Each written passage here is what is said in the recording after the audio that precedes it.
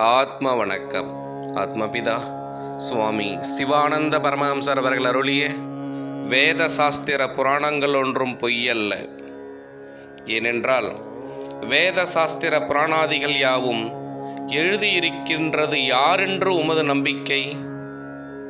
அனுபவஸ்தர்களான மகாத்மாக்களாகிய ரிஷீஸ்வரர்கள் என்று எனது நம்பிக்கை. அப்படியுள்ள அனுபவஸ்தர்களான ரிஷீஸ்வரர்கள் பொய் எழுதி வைத்திருப்பார்கள் என்று சொல்ல முடியுமா? ஐயோ, அப்படி ஒரு காலமும் சொல்ல முடியாது. எனில் அனுபவஸ்தர்கள் எழுதியிருக்கின்ற அனுபவங்களை உலகோர் சரிவர அறியாமல் தவறாக எண்ணியிருக்கிறார்கள். அனுபவஸ்தர்கள் பிரம்மாவையும் சரஸ்வதியையும் நன்றாய் பார்த்தறிந்து இன்னின்ன சங்கதிகளினால் சரஸ்வதி பிரம்மாவிற்கு மகள் என்றும், மனைவி என்றும், தாய் என்றும், தங்கை என்றும் தெரிந்து அனுபவப்பட்டு அந்த அனுபவத்தையே வேத சாஸ்திரங்களில் எழுதி வைத்ததாகும். அதனால் பிரம்மா யாரென்றும் சரஸ்வதி யாரென்றும் ஆலோசிக்க வேண்டும். பிரம்மா என்பது தேகமல்லாமல் இருக்கின்ற இந்த ஜடத்தை தேகமென்று அபிமானித்து கொண்டிருக்கின்ற அகங்காரமாகும் என்று 4ஆம் அத்தியாயத்திலேயே சொல்லியிருக்கின்றதல்லவா? அப்படி அபிமானித்து கொண்டிருப்பது இந்த ஜடத்திற்கே ஆகும். அப்பொழுது இந்த ஜடமாகும் பிரம்மா சரஸ்வதி யாரென்று ஆலோசிப்பதானால் நாவாகும். எப்படி என்றால் சரஸ்வதிக்கு பல பெயர்கள் உண்டு.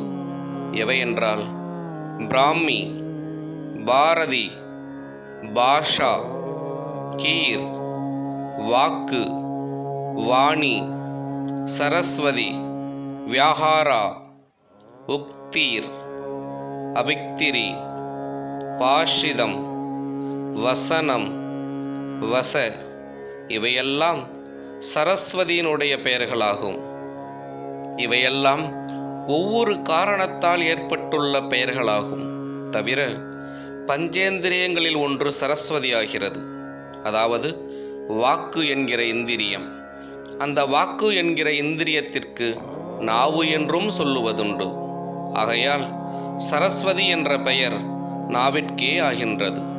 அதுவும் தவிர உலகவாசிகள் ஒருவனுடைய விஷயமாக பேசும் பொழுது அவனுடைய கெட்ட வாக்கு, கெட்ட சரஸ்வதி, கெட்ட நாவு என்று சொல்லுகின்றனர். இவையெல்லாம் நாவை பற்றி சொல்லுகின்ற வார்த்தைகளாகும். அதனால் இந்த நாக்காகும் சரஸ்வதி. இவள் பிரம்மாவிற்கு மகள் என்று சொல்ல காரணம் என்னவென்றால், இந்த ஜடமாகும் அகங்காரமாயிருக்கின்ற பிரம்மா என்று முன்னமே சொல்லியிருக்கின்றதல்லவா? இந்த அகங்காரமாயிருக்கின்ற ஜடம் இல்லாவிட்டால் நாவு உண்டாகுமா? இல்லை. அப்பொழுது நாவு எங்கிருந்து உண்டாகின்றது? இந்த ஜடத்திலிருந்தே. இந்த ஜடத்தில் நாவு உண்டானது கொண்டு இந்த ஜடத்திற்கு நாவு என்னவாகிறது? சந்தானம், அதாவது மகளாகிறது. அதனால்தான் பிரம்மாவிற்கு மகள் சரஸ்வதி என்று சொல்ல காரணம். அது ஏனெனில் தேகமல்லாமல் இருக்கின்ற ஜடத்தினை தேகமென்று அபிமானித்து கொண்டிருக்கின்ற அபிமானமே நான் என்று சொல்லுகிற அகங்காரமாகிய பிரம்மாவாகின்றது.